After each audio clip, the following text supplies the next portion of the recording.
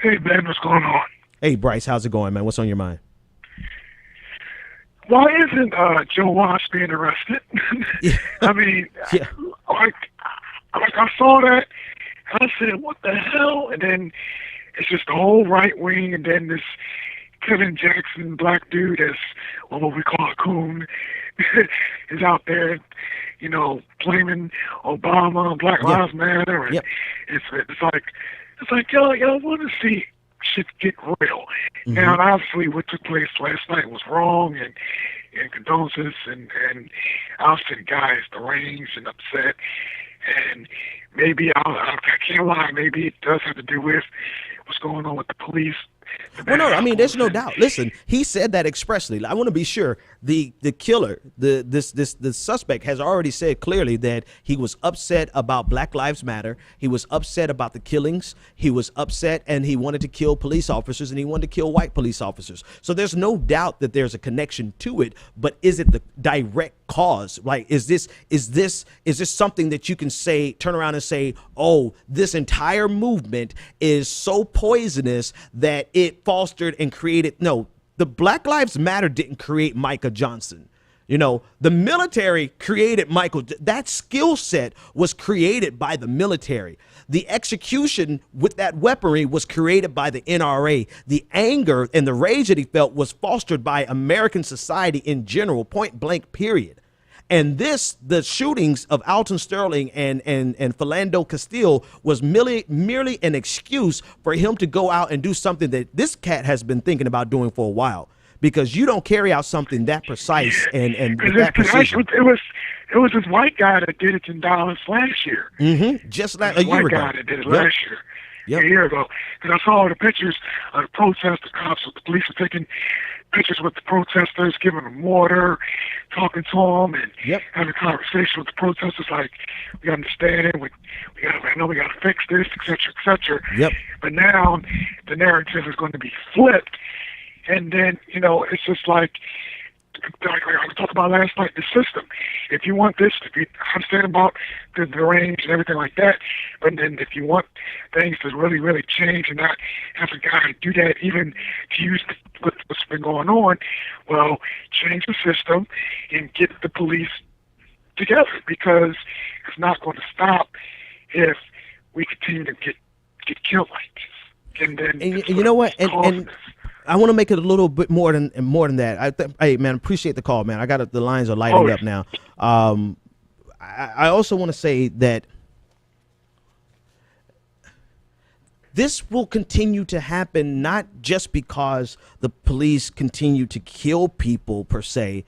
This will continue to happen as long as madmen are able to get their hands on weapons to do and inflict this type of damage. We cannot listen from a white racist like Dylan Roof, who actually I think he just used a handgun, right?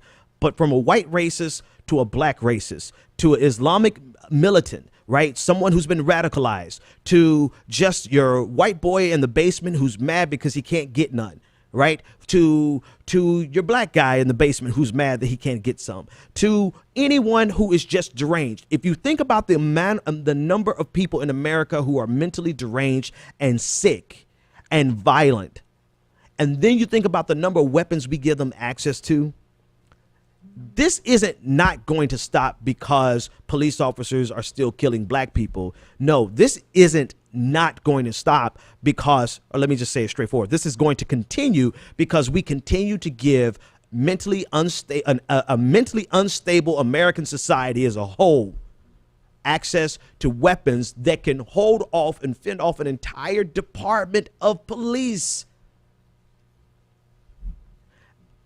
No way in the world 5 officers would be dead if all he had was a handgun. No way in the world he could have held them off for 4 hours. That doesn't mean he wouldn't have killed somebody. That doesn't mean that he would not have escaped, right?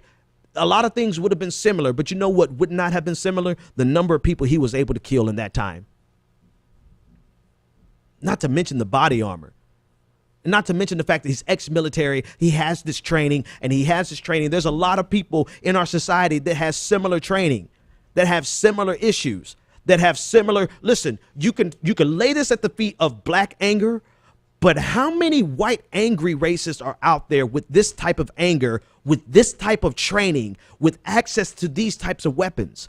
I don't think it's going to continue, Bryce, because because police are going to continue killing people, right? I think it's going to continue because we have a sick society that is able to get their hands on weapons that can cause this type of carnage. The solution is not for black people to stop complaining and protesting against police violence. That's what they want. They're using these dead police officers merely as props. That's the first thing, against the black community. They're using these dead officers as props, political props against President Obama. On CNN, they were talking about, even the mayor of Dallas was talking about how we need to have real leadership. And then on CNN, they were like, we need real leadership that's going to come out here and say X, Y, and Z. And I have to give it to the CNN anchors because, and Bakari Sellers, he was on, he said, wait a minute, President Obama did say exactly the exact words that came out of their mouth. President Obama said X, Y, and Z. You want X, Y, and Z? President Obama said X, Y, and Z. That wasn't enough, because they want this to be a political football. You talk about the politicization of a tragedy. They have politicized this so quickly that the families quite right should be pissed off at every person who is trying to score cheap political points on the backs of these dead officers. Shame on all of you.